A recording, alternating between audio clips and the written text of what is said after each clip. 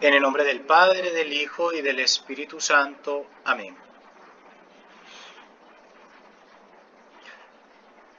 Ayer la Iglesia celebraba la fiesta del Sagrado Corazón de Jesús. Y hoy, en secuencia de ese Divino Corazón de Jesús, viene el Dulce Corazón de María. Dos sagrados corazones que nos invitan a estar unidos al amor eterno del Padre. Debemos de estar unidos a ese corazón amadísimo de Jesús y a ese corazón piadosísimo de la Virgen María. Pidámosle en esta tarde al Espíritu Santo que descienda sobre nosotros, dándole gracias por la vida, por el asistirnos, el acompañarnos, por estar con nosotros siempre en el camino de la vida. Démosle gracias a Dios por nuestras familias, para que sean consagradas a los dulcísimo corazón de Jesús y de María. Que de estos corazones que brotó el amor inefable, también se compenetre con el corazón de las familias,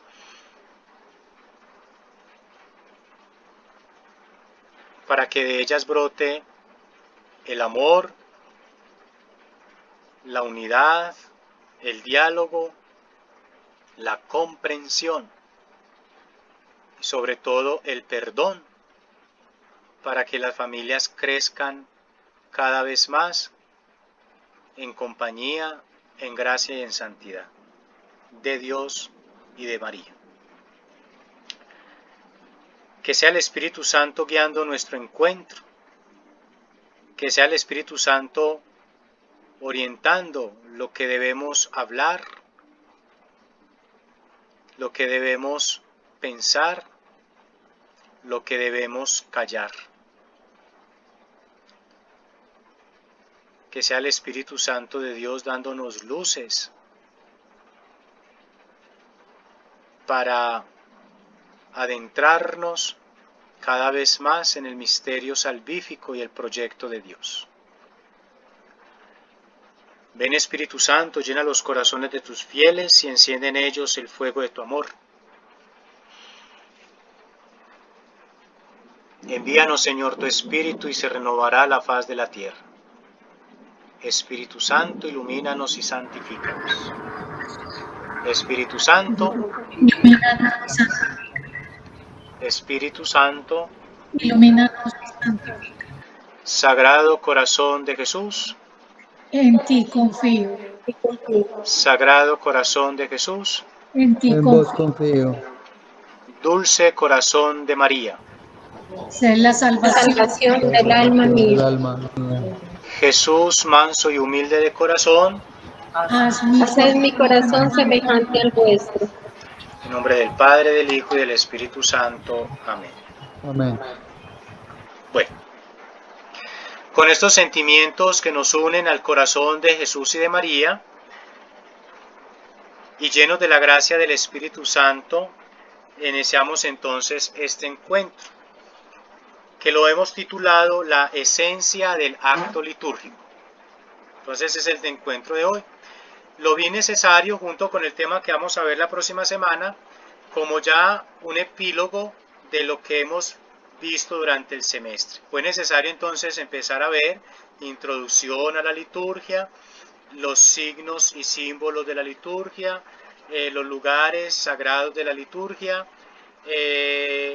la Eucaristía como centro de la liturgia, y ya ir entrando pues ya como al epílogo de lo esencial del acto litúrgico, y la próxima sesión sería ya la síntesis de la liturgia. ¿Cuál es en sí al finalizar? La finalidad de la liturgia. Entonces, lo esencial del acto litúrgico, reitero que este encuentro lo voy a sostener a la luz de unos apartados o unos fragmentos que extraje de un libro titulado El espíritu de la liturgia de el Papa Benedicto XVI.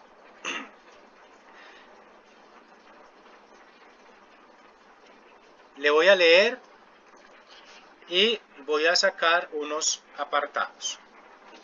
Dice, en el libro El espíritu de la liturgia, una introducción ya mencionado, publicado en el año 2000, el entonces cardenal Ratzinger buscaba precisar en qué consiste la esencia de la liturgia, en qué consiste su espíritu.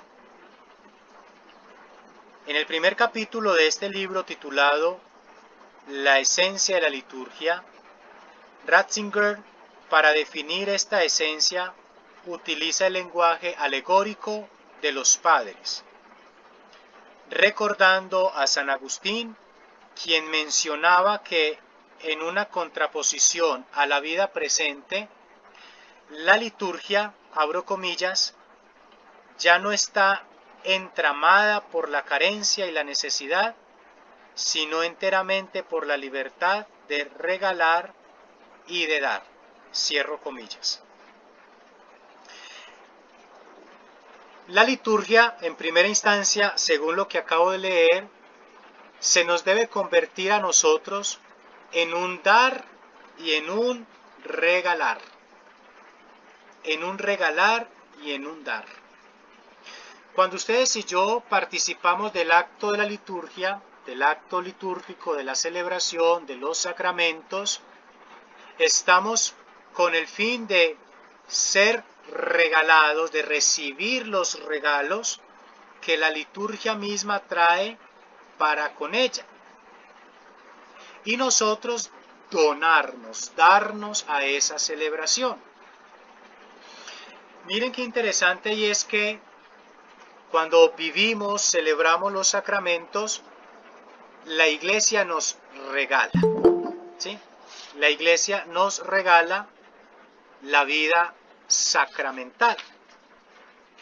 Y nosotros, por nuestra parte, damos a la iglesia también. Damos ese ofrecimiento, damos esas ofrendas, esas intenciones para recibir las bendiciones de Dios. Entonces, en primera instancia, una de las esencias o una de las finalidades del acto de la liturgia, según este libro, es la libertad de regalar y de dar.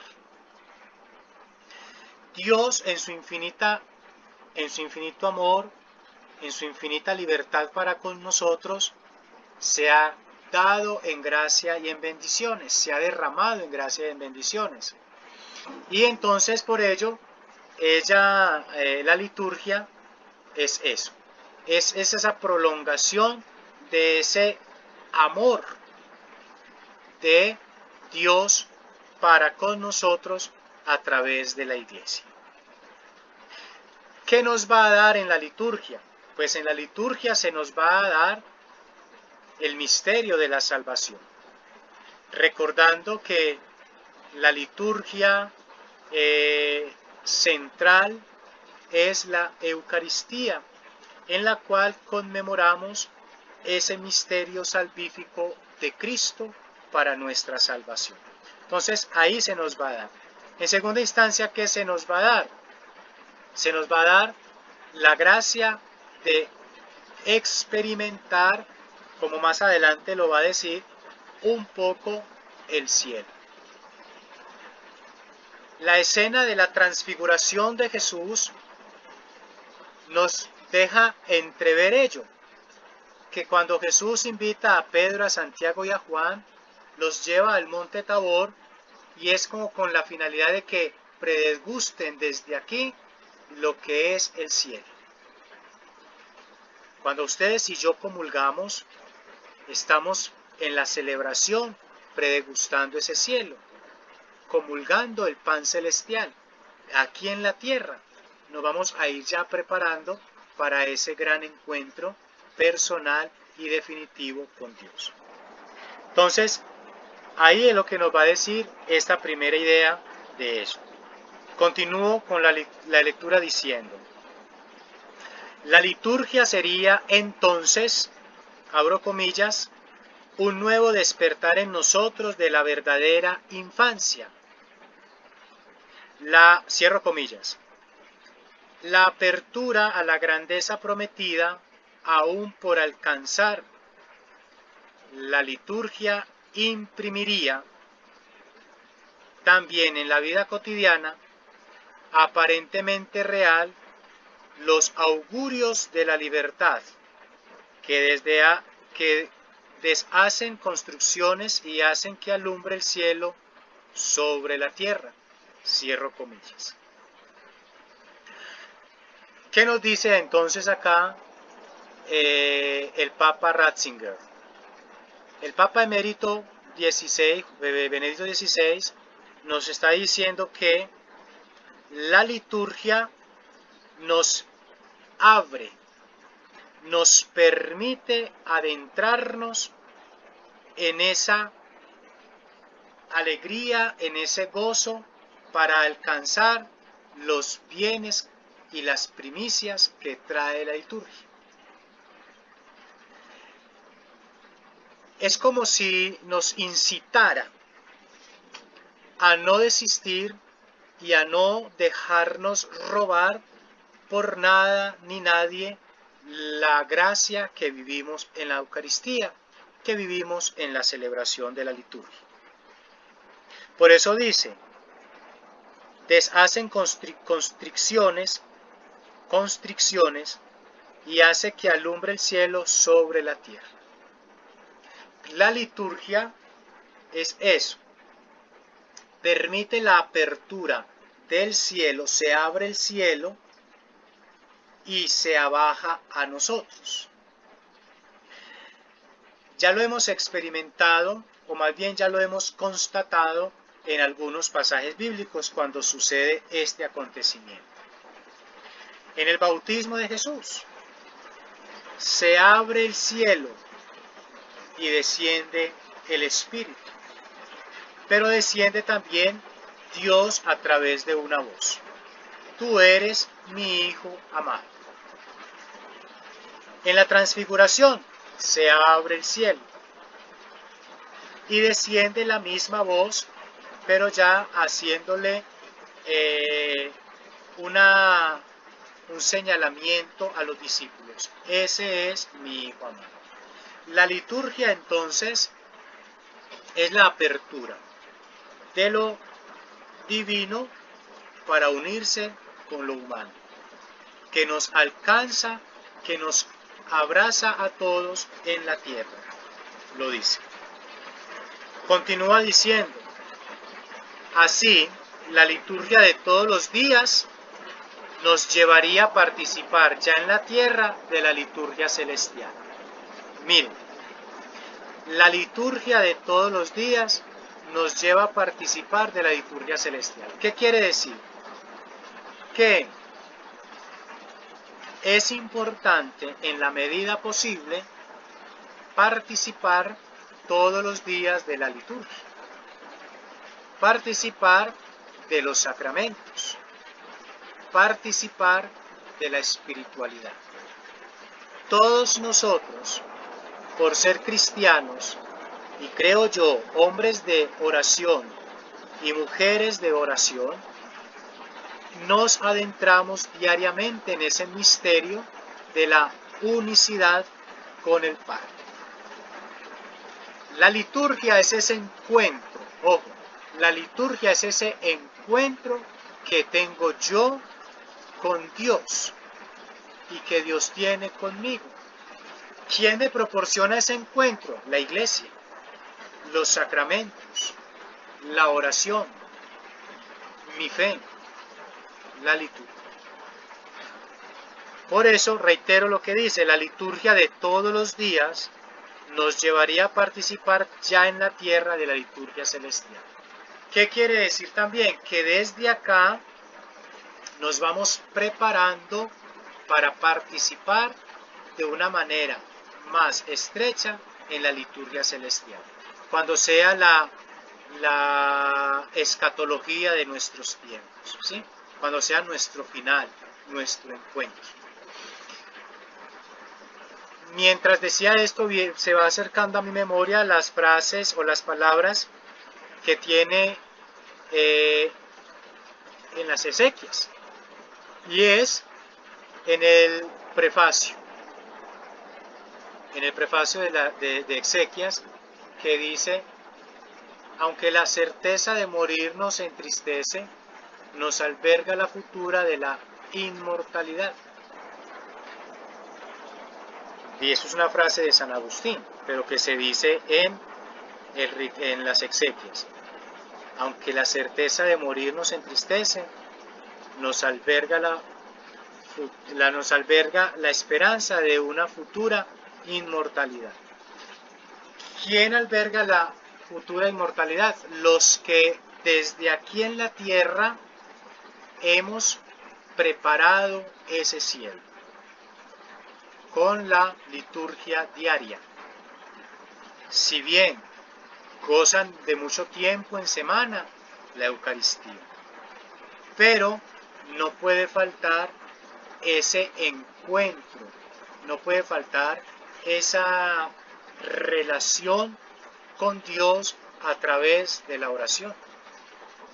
Eso también apunta a la liturgia diaria, la oración, porque la oración puede verse también como un acto litúrgico. Recuerden que yo les decía, una cosa es celebración litúrgica y otra es acto litúrgico. La celebración litúrgica es la que nos invita a la celebración de los sacramentos. Y el acto litúrgico es lo que se tiene que nos une a esa liturgia, la oración, los grupos de oración, todo lo que encierra ese misterio salvífico para entrarnos en Dios. Continúa la lectura diciendo: vemos aquí cómo los elementos cósmicos, el cosmos, la Tierra, e histórico, es decir, nuestro quehacer diario, se fundirán, se unirán con lo divino, por medio de la liturgia. Entonces aquí tenemos tres cosas puntuales. El acto litúrgico está compuesto por, primero, el cosmos, es decir, la materia, la tierra. Porque la liturgia se hace en la tierra, se predisgusta desde aquí, se empieza a vivir acá, el cosmos. ¿Quién habita en el cosmos? El hombre. El hombre habita en la tierra. ¿Y la liturgia para quién está hecha? Para el hombre. Recuerden cuando definíamos qué era liturgia. Decíamos que la liturgia es oficio del pueblo. Es para el pueblo. Sale desde el pueblo. Es un oficio del pueblo. Es un acto público que hace el hombre. Entonces, primer factor, el primer aspecto para el acto litúrgico es el cosmos. Desde acá, reitero, desde la tierra vamos viviendo, nos vamos adentrando, nos vamos uniendo a ese misterio de la liturgia. Segundo, la historia. La historia. ¿Y qué es la historia? Es nuestro diario vivir. Mi vida debe insertarse en la liturgia. ¿Qué actividad hicimos hace 8 días? Recuerden que hace 8 días hicimos este ejercicio donde yo les decía, para unirnos al misterio pascual, para unir mi vida a ese misterio pascual, debo entonces tener en cuenta cuáles son mis pasiones, mis muertes y mis resurrecciones. Mis pasiones, las angustias, los dolores, las penurias, las sombras que me aquejan en mi diario vivir. Las muertes, ¿cuáles son esos duelos a los cuales me he enfrentado, he experimentado? ¿A qué cosas debo morir y quiero morir? ¿Y en qué he resucitado? ¿En qué he notado un cambio en mi vida? ¿En qué cosas se han sido diferentes? Y esto unirlo a la pasión, la muerte y la resurrección ¿de quién? De Jesucristo. Mi historia entonces, mi diario vivir, debe estar también unida a la liturgia. ¿Por qué? Porque la liturgia me habla. La liturgia a mí me debe de invitar, me debe motivar a algo. ¿Qué me impulsa a mí a ir a la liturgia? ¿Qué me impulsa a mí vivir los sacramentos? ¿Qué me impulsa a mí la oración? ¿Qué necesidad tengo yo de encontrarme con Jesús? ¿Qué deseos, qué anhelos hay en mi corazón para yo estar vinculado al proyecto salvífico de Dios? Y entonces es en mi diario vivir, con el día a día, con mis pros, con mis contras, con mis luces, con mis sombras, con mis aciertos y desaciertos, con mis luchas y con mis triunfos. Todo esto nos tiene que hablar dentro de la liturgia. Unirme a eso. Hacer que y así la liturgia se hace más, en el buen sentido de la palabra, más llevadera, más vivida, más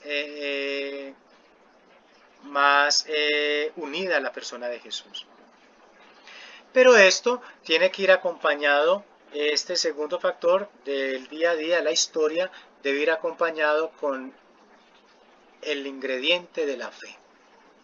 Recuerden que hace 8 días también les decíamos cuáles eran las 3 fundamentaciones, o más bien las 3 cosas puntuales que debe ser la liturgia. Es vivida, conocerla y celebrarla. Yo debo conocer, vivir y celebrar la liturgia, pero a la luz de la fe.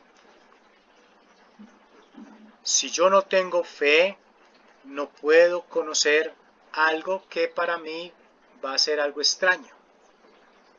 Por ejemplo, en los sacramentos vienen acompañados de forma y materia, de signos visibles que nos invitan a descubrir lo invisible que tiene el sacramento. Entonces, por la fe yo voy comprendiendo eso. Debo insertarme en lo histórico, en mi día a día. Ver mi vida, insertar mi vida a la luz de en la liturgia para comprender allí el misterio de la salvación. Y en tercer lugar, el acto litúrgico debe tener lo que es la liturgia celestial. La liturgia celestial. Entonces tenemos el cosmos, tenemos la historia y tenemos la liturgia celestial. ¿Y en qué consiste la liturgia celestial? Es descubrir lo divino y lo sagrado que encierra cada liturgia. ¿Qué es lo divino y lo sagrado de los sacramentos? ¿Qué encierra de divino y sagrado la oración? Recuerden cuando veíamos el tema de la liturgia de las horas, cómo con la liturgia de las horas santificábamos el día, se santificaba la iglesia, se santificaba el pueblo. Y descubrir allí lo divino, lo sagrado. Por ello, dentro de la liturgia debe estar acompañado la buena disposición, el lugar, acondicionar el lugar, que los signos y los elementos que tenemos dispuestos para tal fin estén en su orden, tengan una adecuada utilidad, porque cada signo, cada espacio nos va a hablar de lo divino. Por eso hablamos también de el arte sagrado, hablamos de los lugares sagrados, hablamos de los objetos sagrados, porque ellos todos encierran lo divino y lo sagrado. Nos deben de hablar, nos hablan de algo que nos invita e incita a vivir plenamente la liturgia. Cosas puntuales entonces del acto litúrgico. El cosmos, la tierra, se vive desde la tierra, la historia, mi vida, y la liturgia celestial, descubrir en la liturgia lo divino y lo sagrado. Continúa la lectura diciendo, recuerda aquí Ratzinger la dimensión cósmica, histórica y escatológica de la liturgia. Ahí lo podemos comprender, ¿sí? La parte escatológica, es decir, lo que viene, ¿sí? El fin. ¿Cuál es el fin de la celebración de la liturgia acá en la tierra? Lo cual nos permite salir de este mundo para volver de nuevo a él. Una vez que éste ha sido transfigurado por la misma acción litúrgica, la liturgia tiene siempre algo de éxodo y de regreso. Miren qué particular cómo Ratzinger define esto. La liturgia tiene algo de salida, éxodo, y tiene algo de entrada, regreso.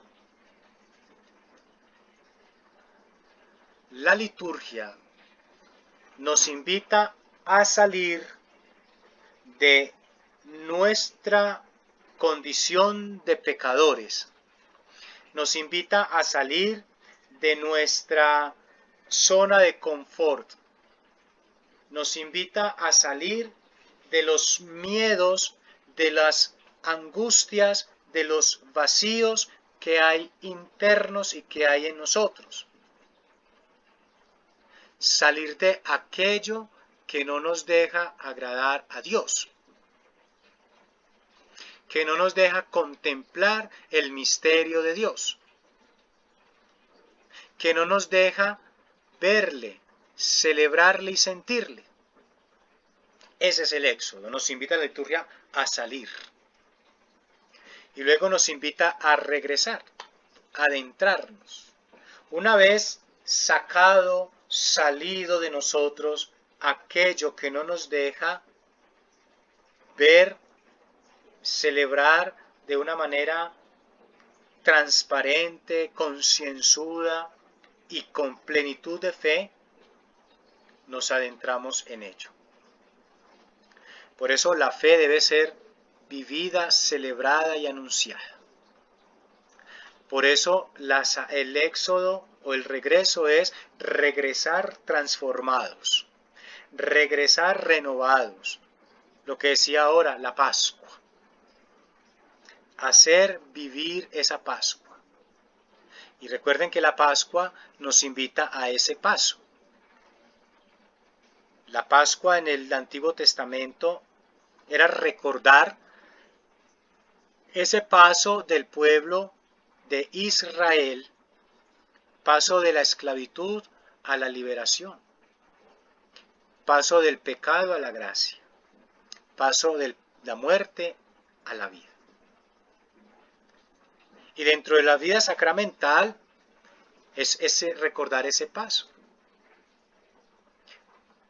Nuestra liturgia diaria nos invita a estar en una constante Pascua, en un constante éxodo, ir siempre de salida, pero de regresar. Como dice el Salmo, al ir iban llorando llevando sus gavillas. ¿Sí? Al volver vuelven cantando trayendo sus gavillas. Ese exo. Al ir iban llorando, sacando todo lo malo, todo lo que les aquejaba, todo. Al volver vuelven cantando. La liturgia nos tiene que llevar eso, a salir, pero a regresar renovados, contentos, felices. La liturgia tendría que verse así como la misma teología de la creación. Vea qué interesante lo que viene, la misma teología de la creación. Esta dimensión cósmica de la liturgia tiene relación con el concepto de culto. Esta es no para Dios, sino para nosotros y para nuestra salvación. La liturgia, miren, pensamos que la liturgia es ir para únicamente adorar a Dios. O simplemente para cumplir con una normativa, unos mandamientos. Pero no. La liturgia, como dice allí, no es para Dios, o el culto, no es para Dios, sino para nosotros y nuestra salvación. A través del culto, a través del culto litúrgico, del acto litúrgico, ustedes y yo expresamos el deseo de estar siempre en gracia. La oración nos invita a adentrarnos en esa experiencia de Dios. La oración nos invita a ensanchar la espiritualidad que tenemos, es decir, la relación con Cristo. Y entonces con esa oración, con esa participación activa y consciente del acto litúrgico, vamos sintiendo cómo hay una tranquilidad, hay una paz, hay un sosiego, hay una relajación espiritual en nosotros. Y todo esto obedece gracias a ¿qué? A que la liturgia nos invita y la liturgia nos habla a nosotros y nos dice que hay que adentrarnos para ir experimentando esa salvación. Y este binomio, por así decirlo, que nos presenta el Papa emérito, nos tiene que llevar a pensar en lo que tantas veces y en muchos encuentros yo les he dicho. ¿Por qué celebro yo la liturgia? ¿Para qué? ¿Qué busco con ella? ¿Qué me inspira a mí a hacer oración, a ir a la Eucaristía, a participar de los sacramentos, a servir en el templo, a unirme más estrechamente a Dios? ¿Qué me impulsa a mí eso? ¿Por qué lo hago? ¿Para qué lo hago? Y considero que esto nos tiene que ir dando más respuestas concretas para nosotros poder ir con más conciencia a tal acto litúrgico. Afirma entonces Ratzinger: la adoración, el modo correcto de culto, de relación con Dios, es constitutiva para la verdadera existencia humana en el mundo. Y lo es precisamente porque trasciende la vida cotidiana. Vea qué interesante. El culto litúrgico trasciende la vida cotidiana. Trasciende. Vuelve y juega el término histórico. Al decir que trasciende la vida cotidiana, quiere decir que se le va encontrando más sentido a lo que hago. Se le va encontrando más sentido a mi relación, a mi diario vivir. Una mujer, un hombre de oración diaria, frente a una adversidad va a saber afrontar con más calma esta situación. Caso contrario, quien no ora constantemente, quien no está en esa unión íntima, su reacción frente a la situación va a ser brusca, va a ser a la defensiva, va a ser violenta.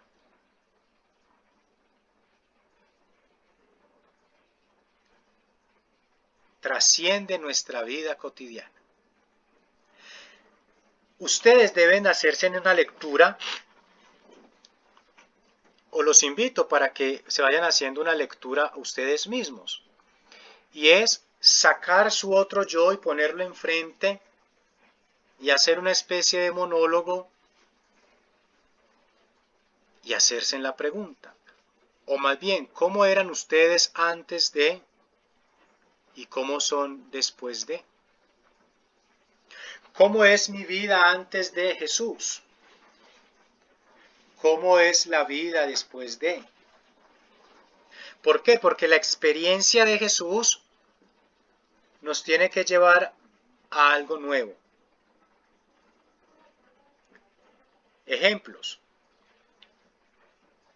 Abraham antes de Dios. Abraham después de Dios. Jacob antes de Dios. Israel después de Dios. Simón antes de Jesús. Pedro después de Jesús. Saulo antes de Jesús. Pablo después de Jesús. Y así sucesivamente. De hecho, miren qué interesante, y es como en el Evangelio nos señala de que los magos, los sabios de Oriente, cuando van a contemplar a Jesús niño, van por el camino de Herodes, el camino que tiene que llevarlos. Pero una vez experimentada la contemplación, el encuentro con el Jesús, con el niño Jesús, en visiones una estrella les indica otro camino. Esa es la trascendencia de la vida cotidiana. Debo trascender. Mi vida debe trascender a la luz del Espíritu, a la luz de la liturgia. Por eso, ¿cómo es mi modo de celebrar la liturgia? Continúa el escrito diciendo, nos hace participar en el modo de existencia del cielo, en el mundo de Dios, y deja entrar con ello la luz del mundo divino en el nuestro. La liturgia, cuando ustedes y yo le damos trascendencia a lo cotidiano, nos permite contemplar la luz del mundo divino. ¿Qué quiere decir esto? Cuando dice que la luz del mundo divino entra al nuestro, quiere decir que Jesús está en cada uno de nosotros, ¿cierto? es Jesús quien entra. Es Jesús quien se instala. Y entonces cuando esa luz, luz divina, que es Jesús, entra a nosotros, nosotros volvemos a Él y se nos convierte en algo cíclico. ¿Sí? Se nos va convirtiendo en algo cíclico. Jesús entra a mi corazón, yo entro al corazón de Jesús. Lo que decíamos anteriormente, se une lo divino con lo humano y lo humano, nosotros, con lo divino. Está esa dualidad, está esas dos, ese sub y baja, por así decirlo. En este sentido, el culto tiene en realidad carácter de anticipo. Se orienta hacia la vida más definitiva y con ello da su talla a la vida presente. Repito, en este sentido, el culto tiene en realidad carácter de anticipo,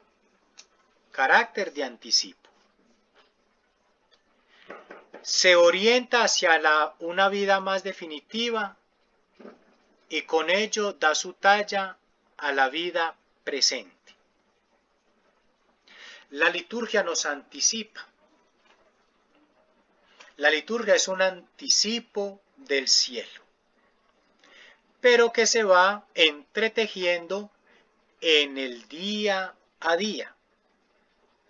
Se va dando en la vida presente. La liturgia se hace presente cada vez que ustedes y yo la hagamos presente. Ejemplo, si el domingo yo no voy a misa, no voy a la celebración eucarística, ¿hubo liturgia eucarística para mí?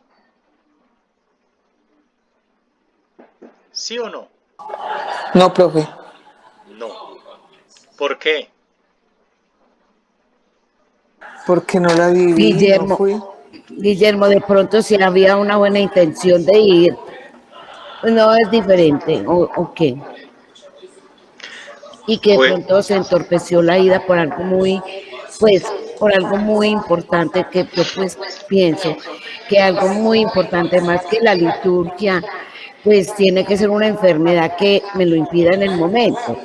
Claro. Entonces digo, uno, si hay una buena intención, no sé, ¿usted qué opina? O explíquemelo, por favor. Pero ¿cómo hace posible? Miren lo que estamos diciendo acá. Que la liturgia se hace posible cuando yo la hago posible. Ejemplo, sí. Usted tiene buena intención de ir a la celebración de la Eucaristía, pero por X o Y factor no pudo ir. Pero, ojo, si usted iba a ir a la misa de 12 del día, por decir algo, y veo que no pudo asistir, pero a las 12 estuvo unida, conectada, en oración, con la celebración de la Eucaristía, fue posible el acto litúrgico. De pronto también se puede hacer posible, si por decir algo yo tenía la intención y en el camino me encontré que debía de ir a visitar a algún enfermo o algo, ahí estoy haciendo yo liturgia visitando al enfermo. Claro, pero recuerden que no podemos prescindir del misterio, hablándolo dominicalmente, el misterio eucarístico del domingo. Porque por ahí sí, profe, porque dicen, no es verdad que nada, o sea, nada reemplaza la liturgia. Claro. Bien va a decir por allá Santiago, muéstrame tu fe sin obras, que yo con obras te mostraré mi fe. Sí, pero yo necesito alimentar mi fe para que pueda haber unas buenas obras. Porque unas obras sin fe es una obra muerta. Y una fe sin obras es una fe muerta también. ¿Sí? Entonces, yo tengo que hacer posible esa liturgia. Si yo no voy a la misa el domingo, no hubo liturgia para mí. Hubo para quien fue. Pero, como decía Marlene, si yo tuve la intención, pero por enfermedad no pude, pero si yo me conecto en oración a esa hora, estoy haciendo posible la liturgia. Porque recuerde lo que decíamos anteriormente, que la liturgia debe verse con la parte histórica, con mi día a día. ¿Sí? Con mi día a día. ¿Claro hasta acá? Sí, profe. Muy bien. Avanzamos con la lectura y continúa diciendo. Descubrimos en lo anteriormente mencionado que Ratzinger subraya no solamente la dimensión histórica centrada en el evento pascual y la historia de la salvación, sino también la dimensión cósmica de la liturgia eucarística, estableciendo un paralelo con el relato de la creación. Llega en un momento a preguntarse, ¿qué es en realidad la adoración? ¿Qué se realiza en el culto? En su centro aparece prácticamente en todas las religiones el sacrificio. La opinión general afirma que el sacrificio tiene algo que ver con la destrucción. ¿Ve?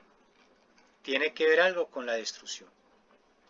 Explica luego que el sacrificio sería sustraer algo valioso al uso del hombre mediante la destrucción y continúa diciendo, abro comillas, ¿qué alegría puede tener realmente Dios en la destrucción?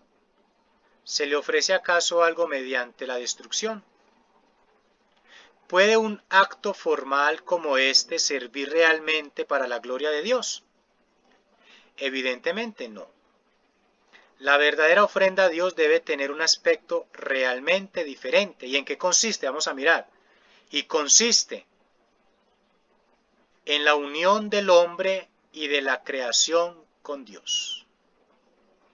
¿Qué quiere decir? Que, como dice el Salmo 50, si te ofreciera un holocausto, no lo querrías. Pero si te ofrezco un corazón quebrantado y humillado, no lo desprecias.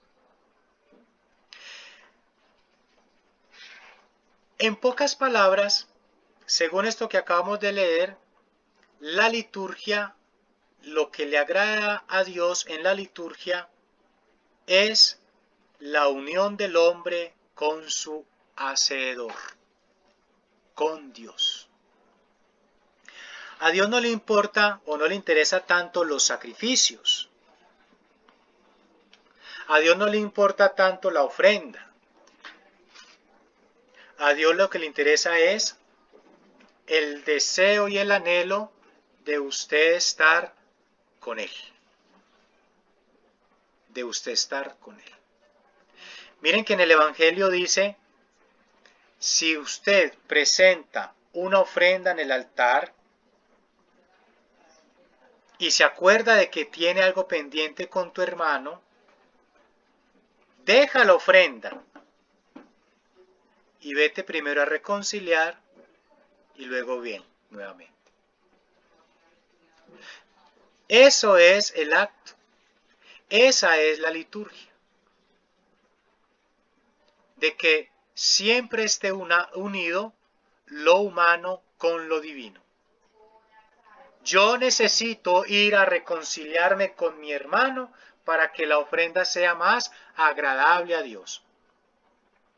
¿Y cuál ofrenda le va a agradar a Dios? No la que usted le llevó de mercado, no la que usted le llevó de dinero, sino la ofrenda de un corazón ya reconciliado, de un corazón perdonado, de un corazón alegre por haber resuelto el problema que tenía con. Muchas veces pensamos, muchachos, que, y está bien, pero a veces pensamos purgar pecados con la ofrenda. Entre más yo ofrende, menos cuenta Dios va a tener de mí. Y está bien. Que dice también el Salmo, si llevas cuenta de los delitos, Señor, ¿quién podrá resistir? Y repito, está bien la ofrenda y es una obligación nuestra ofrendar.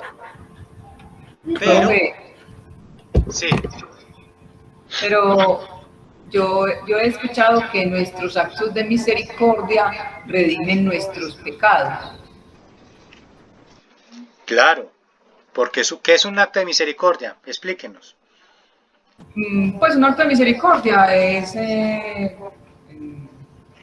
favorecer a un necesitado, visitar al enfermo, dar una ofrenda a alguien, pues no sé, todos esos actos de misericordia, que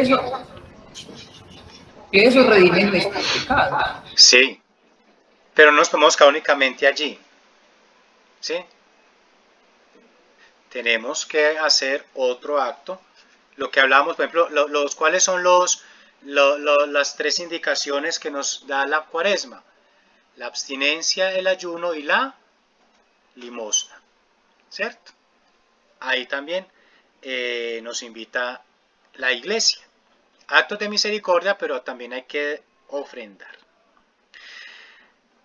Continúo diciendo, la pertenencia a Dios no tiene nada que ver con destrucción o dejar de ser, sino un cierto modo de ser. Significa salir del estado de separación, de aparente autonomía, ¿sí? Aparente autonomía. De ser solo uno mismo y en uno mismo. Significa ese perderse a sí mismo, que es la única manera posible de encontrarse a sí mismo. Por favor, busquemos el Evangelio de San Marcos 8:35 y Mateo 10:39.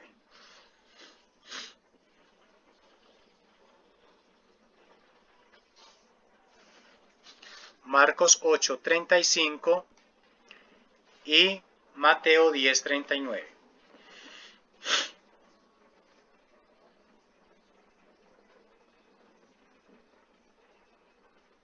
¿Quién los tiene, por favor?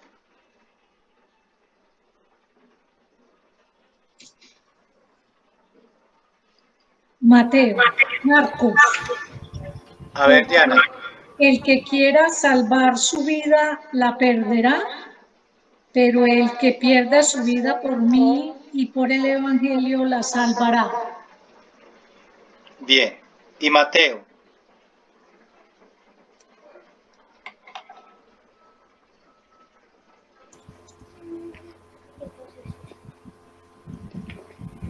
El que trate de salvar su vida la perderá, pero el que pierda su vida por causa mía la salvará. ¿Ve? Eso nos invita entonces el acto litúrgico. No es algo mío, no es autónomo, ¿sí? Es ir a encontrarse a sí mismo, pero encontrarse con Cristo. Eso es lo que nos invita a la liturgia. Por eso San Agustín podía decir que, abro comillas, el sacrificio verdadero es la civitas Dei, ¿sí? Es decir, la humanidad convertida en amor, que diviniza la creación y que es la ofrenda del universo a Dios. Que Dios sea todo en todos, es la meta del mundo, es la esencia del sacrificio y del culto. Cierro comillas. Ratzinger concluirá su escrito diciendo: la meta del culto y la meta de toda la creación son la misma, a saber, la divinización, un mundo de libertad y de amor. Pero con ello descubrimos que en lo cósmico está ya lo histórico. El cosmos no es una especie de edificio ya completo, no es un recipiente apoyado en sí mismo, en el que en el mejor de los casos puede desarrollarse la historia. En sí mismo movimiento, que transcurre desde un origen hacia una meta final. En cierta manera, es en sí mismo historia. Vemos como Dios, abro comillas, el mundo y la historia se entrelazan también en la liturgia, así como el cielo y la tierra, espacio, tiempo y eternidad, confluyen en torno al misterio eucarístico. Cosmos e historia, soteriología y teología de la creación, han de estar ambas entendidas en la celebración litúrgica. Miren entonces cómo la finalidad del acto litúrgico es jugar con estas vinas. Dios y el hombre, o el cielo y la tierra. El cielo en la oración, en la liturgia, se une con la tierra. Y lo escuchamos bellamente en el pregón pascual, el sábado santo. Esta es la noche en que se une lo humano con lo divino, el cielo y la tierra. El tiempo y la eternidad, ¿qué quiere decir? Nuestra vida se une con la eternidad, con el cielo, con el tiempo de Dios. Mi cronos se une con el kairos, esa eternidad. El cosmos y la historia, el espacio en el que yo vivo, en el espacio en que me muevo y mi día a día, mi diario vivir. Todas ellas están unidas en la liturgia. Miren entonces, muchachos, para finalizar, cómo está encerrada toda nuestra existencia en la liturgia. Qué grandes propuestas nos da la liturgia para saberla vivir, para saberla comprender. Pero tristemente reducimos la liturgia solamente a los actos celebrativos, a ir a misa, a los actos litúrgicos y no más. No le trascendemos, no le damos la mirada trascendente ni la unificamos con lo que realmente la liturgia nos pide. Siempre, siempre, cada vez que ustedes y yo vayamos a la celebración, a vivir los sacramentos y estemos conectados con la espiritualidad en la oración, tengamos presente que se está uniendo siempre Dios a mi vida y mi vida a Dios. Por eso dice el Salmo, ¿quién puede ser el hombre para que te acuerdes de él? El ser humano para darle poder. Lo hiciste poco, oiga, poco inferior a los ángeles, dice el Salmo 8. Y también dice otro salmo, ¿a dónde me esconderé? ¿A dónde iré lejos que tú no estés? ¿A dónde yo me escaparé de tu mirada? Dios siempre está en mi historia, en mi vida, ayudándomela a vivir, ayudándomela a sobrellevar. ¿A la luz de qué? De la fe. ¿A la luz de qué? De la liturgia. La liturgia entonces, según el libro de la espiritualidad de la liturgia de Ratzinger, es siempre estar conectado con lo humano, lo divino, con mi día a día, con el cosmos. Es decir, siempre yo estoy unido al cielo y el cielo a mí. Ya está en nuestras manos si seguimos predegustando el cielo desde acá o lo vamos postergando para más tiempo. Hasta ahí entonces la clase del día de hoy. Quiero escuchar ecos. Bueno, Aide.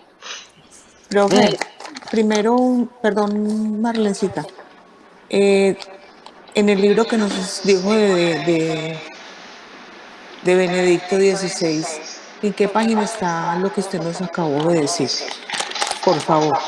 Eso está en la página 74, página 7, como es la parte introductoria, está en la página 7, en la página 8 y termino con la página 74. Entonces, páginas 7, 8 y 74. Sí, señora. Listo, profe. Dios le bendiga. Amén. Bueno, entonces yo me queda de esta clase que la liturgia tiene que tener algo, pues la liturgia tiene algo de éxodo, algo de entrada, y que el éxodo puede ser es salir del pecado, del confort, de las angustias y de aquello que no me deja ver a Dios. Muy bien. Y luego nos invita a entrarnos a través de la transformación y a vivir constantemente en Pascua. Muy bien. Gracias, Marlene. ¿Alguien más?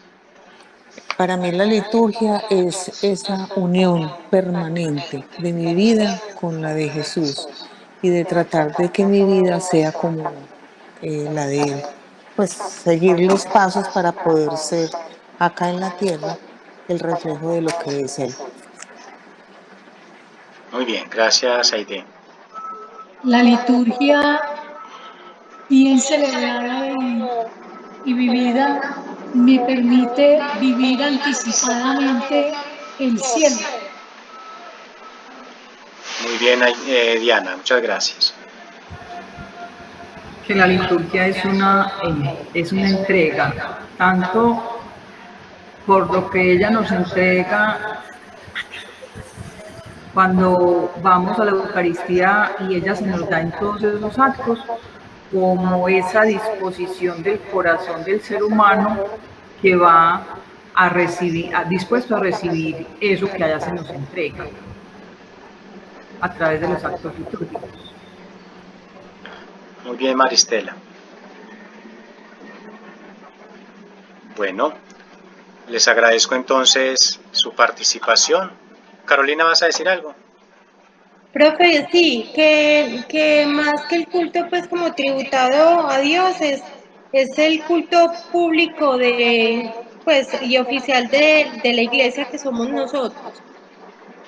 Muy bien, muchas gracias. Bueno, recuerden entonces el próximo fin de semana estar bien dispuestos para dar por finalizado este proceso de formación.